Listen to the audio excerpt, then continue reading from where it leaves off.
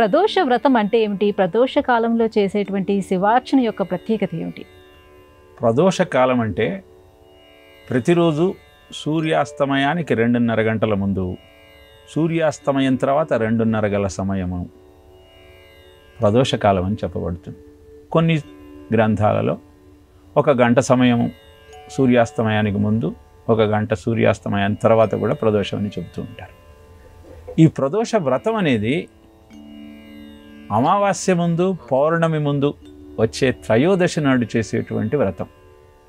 నిత్య ప్రదోషం అంటే ప్రతిరోజు ఉండేటువంటి ఈ సమయము నిత్య ప్రదోషం. ప్రదోషము అంటే అర్థము ఏ దోషము లేనిది అని ఒక అర్థం అయితే, దోషభూయిష్టమైనది అని ఇంకొక అర్థం చెబుతారు. ఏదేమైనా ఈ ప్రదోష వ్రతము శనివారం నాడు ఆచరిస్తే అది విశేషమైన ఫలదాయకము అని స్కాంద పురాణం చెబుతుంది. ఆ ఐహిత్యం ఏమిటి అంటే, దేవదానవులు అమృతం కోసం సాగరాన్ని మథిస్తూ ఉన్నప్పుడు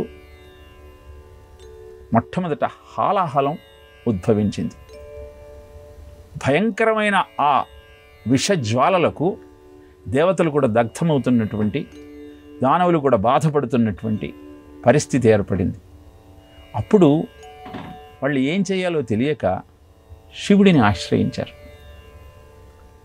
శివుడు ఒక భూతాన్ని పంపించి ఆ హాలాహలాన్ని తన దగ్గరకు తీసుకురమ్మంటూ ఆజ్ఞాపించాడు.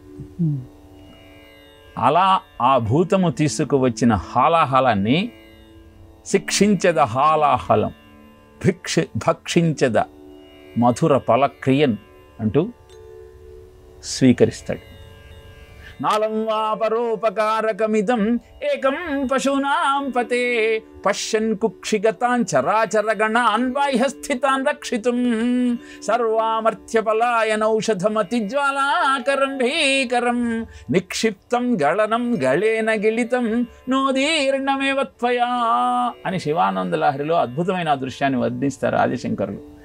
ఆ హాలాహలాన్ని స్వీకరించేటప్పుడు అది మొత్తం మింగేస్తే ఆ శివుడి యొక్క ఉదరంలో ఉన్న లోకాలన్నీ దగ్ధమవుతాయని, బయటికి వదిలేస్తే దేవదానవులు అవస్థపడతారని గళీన గిళితం కంఠంలో దాన్ని దాచుకున్నాడు. అనంతరము ఆనంద తాండవం చేయటానికి ఉద్యుక్తుడైతే ఆయన పాద ఘట్టనలకు భూమి తట్టుకోలేకపోయింది. అప్పుడు నందీశ్వరుడి యొక్క 2 కొమ్ముల మధ్య ఉన్న భాగంలో అద్భుతమైన జయత్వదభ్ర విభ్రమద్ భ్రమద్భుజంగమశ్వసత్ వినిర్గమత్ క్రమస్ఫురత్ కరాళ ఫాలహవ్యవాట్ ధిమి ధిమి ధిమి ధ్వని మృదంగతుంగ మంగళ ధ్వనిక్రమ ప్రవర్తిత అంటూ అద్భుతమైన నృత్యం చేశాడు. అది చూసినటువంటి దేవతలంతా చాలా సంతోషించారు. అప్పుడు సదాశివుడు అన్నాడు, ఎవరైతే శనివారం త్రయోదశి ఈ విధంగా శివార్చన చేస్తూ నేను గరళాన్ని మింగిలిన ఘట్టాన్ని జ్ఞాపకం చేసుకుంటారు, వాళ్ళంతా ఆయురారోగ్య ఐశ్వర్యాలతో వర్ధిల్లుతారు అని నందీశ్వరుడిని తనను కలిపి స్మరించమంటూ తెలియజేశాడు. అప్పటి నుంచి ప్రతి ప్రదోష కాలంలో శనివారము త్రయోదశి ఆ నందీశ్వరుడితో సహా శివుడికి అభిషేకం చేసి శివార్చన చేసి స్మరించుకొని కావలసిన కోరికలన్నింటినీ నెరవేర్చుకుంటూ ఉంటారు. దాదాపు 14 సంవత్సరాల పాటు కొనసాగించాల్సిన వ్రతం.